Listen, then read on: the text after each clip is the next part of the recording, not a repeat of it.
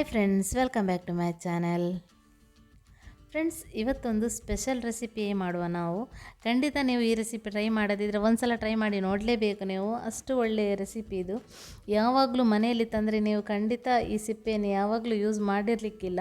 ಇನ್ನು ಮುಂದೆ ನೀವು ಈ ಸಿಪ್ಪೆಯನ್ನು ಬಿಸಾಡೋದಿಲ್ಲ. ಖಂಡಿತ ಈ ರೆಸಿಪಿ ನೋಡಿದ ಮೇಲೆ ನೀವು ಟ್ರೈ ಮಾಡೇ ಮಾಡ್ತೀರಾ. ಇನ್ನು ಮುಂದೆ ಅಂತೂ ನೀವು ಖಂಡಿತ ಕಲ್ಲಂಗಡಿ ಹಣ್ಣು ತಂದರೆ ಈ ರೆಸಿಪಿ ಟ್ರೈ ಮಾಡೇ ಮಾಡ್ತೀರಾ ಅಂತೇಳಿ ನಾನು ಗ್ಯಾರಂಟಿ ಕೊಡ್ತಾ ಇದ್ದೇನೆ. ಅಷ್ಟು ಒಳ್ಳೆ ಟೇಸ್ಟಿಯಾಗಿ ಬರ್ತದೆ ಈ ಕಲ್ಲಂಗಡಿ ಹಣ್ಣಿನ ಸಿಪ್ಪೆಯಿಂದ ಮಾಡುವಂತಹ ಹಲ್ವಾ. ತುಂಬ ಟೇಸ್ಟಿಯಾಗಿ ಬರ್ತದೆ ಅದು. ಹಾಗೂ ಅದರ ರುಚಿ ಅಂತ ಹೇಳೋದೇ ಬೇಡ, ತುಂಬ ಅದ್ಭುತ ಅಂತಲೇ ಹೇಳ್ಬೋದು. ಕುಂಬಳಕಾಯಿ ಹಲ್ವ ತಿಂದಿದ್ದವರು ಖಂಡಿತ ಈ ರೆಸಿಪಿಯನ್ನು ಸಹ ಒಂದು ಸಲ ತಿಂದು ನೋಡಿ. ಅದಕ್ಕೂ ಇದಕ್ಕೂ ಕಂಪೇರ್ ಮಾಡಿದರೆ ಇದು ಬೆಟರ್ ಅನಿಸುತ್ತೆ. ಅಷ್ಟು ಒಳ್ಳೆ ಟೇಸ್ಟಾಗಿ ಬರ್ತದೆ. ಸೊ ನೋಡಿದ್ರಲ್ಲ ಫ್ರೆಂಡ್ಸ್, ಬಾಯಲ್ಲಿಟ್ಟರೆ ಕರಗುವಂಥ ಹಲ್ವ ಅಂತಲೇ ಹೇಳ್ಬೋದು. ಈ ರೆಸಿಪಿ ಮಾಡಲಿಕ್ಕೆ ನಾನಿಲ್ಲಿ ಇವತ್ತು ಕಲ್ಲಂಗಡಿ ಹಣ್ಣಿನ ಸಿಪ್ಪೆಯನ್ನು ಈ ಥರ ಎಲ್ಲ ಹೊರಗಡೆ ಸಿಪ್ಪೆ ಎಲ್ಲ ತೆಗೆದು ಇದನ್ನೆಲ್ಲ ತುರಿದಿಟ್ಕೊಂಡು ಒಂದು ಪಾತ್ರೆಯಲ್ಲಿ ನಾನು ಮೊದಲು ಬೇಯಿಸಲಿಕ್ಕೆ ಇಟ್ಕೊಳ್ತಾ ಇದ್ದೇನೆ. ಇಲ್ಲಿ ನಾವೊಂದು ಫ್ರೈ ಪ್ಯಾನಲ್ಲಿ ಬೇಯಿಸಲಿಕ್ಕೆ ಇಟ್ಕೊಂಡಿದ್ದೇನೆ. ಅದರಲ್ಲಿರುವಂತಹ ನೀರೆಲ್ಲವನ್ನು ಅದಕ್ಕೆ ಹಾಕಿ ಬೇಯಿಸ್ಕೋಬೇಕು. ಅದರ ನೀರೆಲ್ಲ ತೆಗಿಬೇಡಿ. ಕೆಲವರು ಅದರ ನೀರು ಸಪ್ರೇಟ್ ಮಾಡಿ ಇಟ್ಕೊಳ್ತಾರೆ. ಸೊ ನೀವು ನೀರನ್ನು ಸಪ್ರೇಟ್ ಮಾಡಬೇಡಿ. ಅದರ ಜೊತೆಗೆ ಇದನ್ನು ಬೇಯಿಸಲಿಕ್ಕೆ ಇಡಿ. ನಾನು ಇದನ್ನೀಗ ಬೇಯಿಸಲಿಕ್ಕೆ ಇಟ್ಕೊಂಡಿದ್ದೇನೆ. ನೋಡಿ, ಈ ಥರ ಮಿಕ್ಸ್ ಮಾಡ್ಕೊಳ್ತಾ ಇದ್ದೇನೆ. ಇನ್ನು ಇದನ್ನು ಉಂಟಲ್ಲ, ನೀವು ಬಿಸಿಯಾಗಲಿಕ್ಕೆ ಸ್ಟಾರ್ಟ್ ಆದಮೇಲೆ ಏನಿಲ್ಲ ಅಂದರೂ ಒಂದು 15 ನಿಮಿಷದಷ್ಟು ನೀವು ಮುಚ್ಚಳ ಮುಚ್ಚಿಟ್ಟು ಬೇಯಿಸಬೇಕು. ನೋಡಿ, ಒಂದು 15 ನಿಮಿಷ ನಾನು ಮುಚ್ಚಳ ಮುಚ್ಚಿಟ್ಟು ಬೇಯಿಸಿದ್ದೆ. ಆ ನಂತರ ನೋಡಿ ಈ ಶೇಪಿಗೆ ಬಂದಿದೆ. ಇನ್ನಿದಕ್ಕೆ ನಾನು ಎಷ್ಟು ಬೇಕು ಅಷ್ಟು ಸಿಹಿ ನೋಡಿ ಹಾಕ್ತಾ ಇದ್ದೇನೆ. ನಾನಿಲ್ಲಿ ಒಂದು 10 ಸ್ಪೂನಷ್ಟು ಸಕ್ಕರೆಯನ್ನು ತಗೊಂಡಿದ್ದೇನೆ. ನೀವು ಮಾಡಬೇಕಾದ್ರೆ ನಿಮ್ಮಲ್ಲಿ ಕಲ್ಲಂಗಡಿ ಹಣ್ಣಿನ ಪೀಲ್ ತುಂಬ ಜಾಸ್ತಿ ಇದ್ದರೆ ಜಾಸ್ತಿ ಹಾಕ್ಕೊಳ್ಳಿ. ಅದು ನಿಮಗೆ ಗೊತ್ತಾಗುತ್ತಲ್ವ, ನಿಮಗೆ ಎಷ್ಟು ಸಿಹಿ ಬೇಕನ್ಸುತ್ತೆ ಅಷ್ಟು ಹಾಕ್ಕೊಂಡ್ರೆ ಸಾಕು. ಇಲ್ಲಿ ಸಕ್ಕರೆ ಹಾಕಿದ ಮೇಲೆ ಒಂದು ಸ್ವಲ್ಪ ನಾನು ಮತ್ತೆ ಚೆನ್ನಾಗಿ ಕೈ ಆಡಿಸ್ಕೊಳ್ತಾ ಇದ್ದೇನೆ.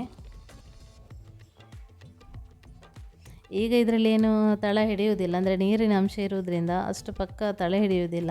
ನೀವು ಫ್ರೈ ಪ್ಯಾನ್ ಬಿಟ್ಟು ನಾನ್ ಸ್ಟಿಕ್ ಪಾತ್ರೆಯಲ್ಲಿ ಆದರೆ ತಳ ಹಿಡ್ಕೊಳ್ಳೋದಿಲ್ಲ. ಬೇರೆ ಪಾತ್ರೆಯಲ್ಲಿ ಮಾಡೋದಾದರೆ ಮಾತ್ರ ಬಿಟ್ಟು ಹೋಗಬೇಡಿ. ಎಲ್ಯುಮಿನಿಯಂ ಪಾತ್ರೆಯಲ್ಲೆಲ್ಲ ಮಾಡೋದಾದರೆ ಸ್ವಲ್ಪ ಹತ್ತಿರವೇ ನಿಂತು ಮಿಕ್ಸ್ ಮಾಡ್ತಾ ಇದ್ದರೆ ಆಯಿತು, ಇಲ್ಲಾಂದರೆ ತಳ ಹಿಡ್ಕೊಬಿಡ್ತದೆ. ಇಲ್ಲಿ ನೋಡಿದ್ರಲ್ಲ, ನಾವು ಫಸ್ಟ್ ಇಟ್ಟಾಗ ಇರೋದಕ್ಕೂ ಈಗಲೂ ತುಂಬ ಡಿಫ್ರೆಂಟಾಗಿ ಬಂದಿದೆ. ಈಗ ಬೇಯ್ತಾ ಬರ್ತಾ ಇದ್ದ ಹಾಗೆ ನೋಡಿ ಫುಲ್ಲು ಚೇಂಜಿಂಗ್ ಆಗ್ತಾ ಇದೆ.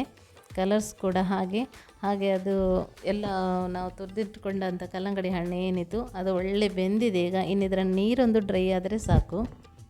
ಈ ಹಲ್ವ ಮಾಡುವಾಗ ತುಂಬ ದೊಡ್ಡ ಕೆಲಸ ಅಂದರೆ ಇದೇ ಒಂದು. ಸ್ವಲ್ಪ ವೆಯ್ಟ್ ಮಾಡಬೇಕಾಗ್ತದೆ. ಸ್ವಲ್ಪ ನೀರಿನಂಶ ಬತ್ತಿ ಹೋಗುವವರೆಗೆ ಒಂದು ಸ್ವಲ್ಪ ವೆಯ್ಟ್ ಮಾಡಬೇಕಾಗ್ತದೆ. ಅದು ಬೇಗನೆ ಬತ್ತೋದಿಲ್ಲ, ತುಂಬ ಹೊತ್ತು ನಿಲ್ಕೋಬೇಕಾಗ್ತದೆ. ಸೊ ಇಲ್ಲಿ ನೋಡಿದ್ರಲ್ಲ, ಈಗ ನೀರಿನ ಅಂಶ ಎಲ್ಲ ಡ್ರೈ ಆಗಿದೆ. ನಾನು ಇದಕ್ಕೆ ಒಂದು ಸ್ವಲ್ಪ ಈಗ ತುಪ್ಪ ಹಾಕ್ತಾ ಇದ್ದೇನೆ.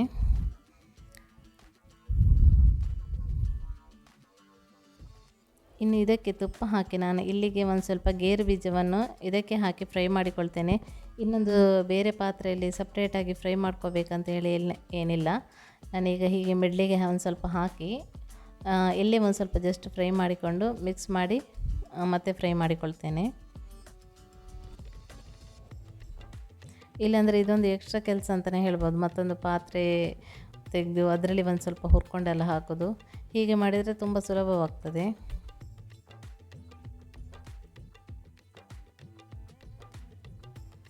ಇದರ ನೀರಿನಂಶ ಎಲ್ಲ ಬತ್ತು ಹೋಗಿದೆ. ನಮ್ಮ ಹಲ್ವ ಆಲ್ಮೋಸ್ಟ್ ರೆಡಿ ಆಗ್ತಾ ಬಂದಿದೆ. ಇನ್ನೊಂದು ಸ್ವಲ್ಪ ಈ ತುಪ್ಪ ಹಾಕಿದ ಮೇಲೆ ಒಂದು ಸ್ವಲ್ಪ ಮಿಕ್ಸ್ ಮಾಡಿಕೊಂಡು ಒಂದು 5 ನಿಮಿಷ ಫ್ರೈ ಮಾಡಿಕೊಂಡ್ರೆ ಆಯಿತು. ಇನ್ನು ಒಳ್ಳೆ ಮಿಕ್ಸ್ ಮಾಡಿದರೆ ಆಯಿತು. ತುಪ್ಪ ಎಲ್ಲ ಕಡೆಗೆ ಒಂದೇ ಥರ ಸ್ಪ್ರೆಡ್ ಆದರೆ ಆಯಿತು. ನೋಡಿದ್ರಲ್ಲ, ನಮ್ಮ ಹಲ್ವ ಪಾತ್ರೆಯಿಂದ ತಳ ಬಿಡ್ತಾ ಇದೆ. ಈ ರೀತಿ ಆಗ್ತಾ ಬಂದರೆ ನಮ್ಮ ಹಲ್ವ ಆಗಿದೆ ಅಂತೇಳಿ ಅರ್ಥ. ನೋಡಿದ್ರಲ್ಲ ಫ್ರೆಂಡ್ಸ್, ತುಂಬ ಈಸಿಯಾಗಿದೆ. ನೀವು ಖಂಡಿತ ಇನ್ನು ಮುಂದೆ ಕಲ್ಲಂಗಡಿ ಹಣ್ಣು ತಂದರೆ ಅದರ ಸಿಪ್ಪೆ ಖಂಡಿತ ಬಿಸಾಡಬೇಡಿ. ನೀವು ಈ ರೆಸಿಪಿ ಮಾಡಿ ನೋಡಿ, ನಿಮಗೂ ಇಷ್ಟ ಆಗ್ತದೆ, ನಿಮ್ಮ ಮನೆಯವರಿಗೂ ತುಂಬ ಇಷ್ಟ ಆಗ್ತದೆ. ಅಷ್ಟು ಟೇಸ್ಟಿಯಾಗಿ ಬರ್ತದೆ. ಒಂದು ಚಿಟಿಕೆಯಷ್ಟು ನಾನು ಏಲಕ್ಕಿ ಹುಡಿಯನ್ನು ಹಾಕ್ತಾ ಇದ್ದೇನೆ ಈಗ ಇದಕ್ಕೆ. ಇದನ್ನು ಲಾಸ್ಟಿಗೆ ಹಾಕ್ಕೊಂಡ್ರೆ ಫ್ಲೇವರ್ ತುಂಬ ಚೆನ್ನಾಗಿ ಬರ್ತದೆ. ಸೊ ಅದಕ್ಕೋಸ್ಕರ ಲಾಸ್ಟಲ್ಲಿ ಹಾಕ್ತಾ ಇದ್ದೇನೆ ನಾನು. ನೋಡಿದ್ರಲ್ಲ ಫ್ರೆಂಡ್ಸ್, ಎಷ್ಟು ಸುಲಭವಾಗಿದೆ ಈ ಕಲ್ಲಂಗಡಿ ಹಣ್ಣಿನ ಹಲ್ವಾ ಮಾಡಲಿಕ್ಕೆ ಅಂತ ಹೇಳಿ. ಯಾರಾದರೂ ಈ ರೆಸಿಪಿ ಟ್ರೈ ಮಾಡಿದರೆ ನನಗೆ ಕಮೆಂಟ್ಸಲ್ಲಿ ಹೇಳಿ, ಇದರ ರುಚಿ ಇಷ್ಟ ಆಗಿದೆಯೋ ಇಲ್ವಾ ಅಂತ ಹೇಳಿ.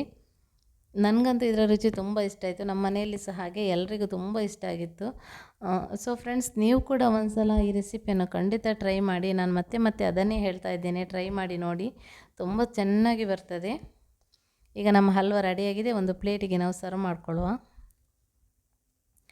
ಯಾವ ಥರ ಬಂದಿದೆ ಅಂತ ಹೇಳಿ ನೋಡಿ, ನೋಡುವಾಗಲೇ ಖುಷಿ ಆಗ್ತದೆ. ಅಷ್ಟು ಒಳ್ಳೆ ಕಲರ್ಫುಲ್ಲಾಗಿ ಬಂದಿದೆ. ಇದಕ್ಕೆ ಕಲರ್ ಏನು ಆ್ಯಡ್ ಮಾಡಲಿಲ್ಲ, ಅದರದ್ದೇ ಕಲರ್ ಈ ಥರ ಮೆಲ್ಟಾಗಿ ಲಾಸ್ಟ್ ಫೈನಲ್ ಈ ಕಲರ್ಗೆ ಬರ್ತದೆ. ನೋಡಿದ್ರಲ್ಲ ಫ್ರೆಂಡ್ಸ್, ನಮ್ಮ ಕಲ್ಲಂಗಡಿ ಹಣ್ಣಿನ ಸಿಪ್ಪೆಯಿಂದ ಮಾಡಿದಂಥ ಹಲ್ವಾ ಎಷ್ಟು ಚೆನ್ನಾಗಿ ಬಂದಿದೆ ಅಂತ ಹೇಳಿ. ಸೊ ಫ್ರೆಂಡ್ಸ್, ನೀವು ಕೂಡ ಈ ರೆಸಿಪಿಯನ್ನು ಖಂಡಿತ ಟ್ರೈ ಮಾಡಿ ನೋಡಿ. ಹಾಗೆ ನನಗೆ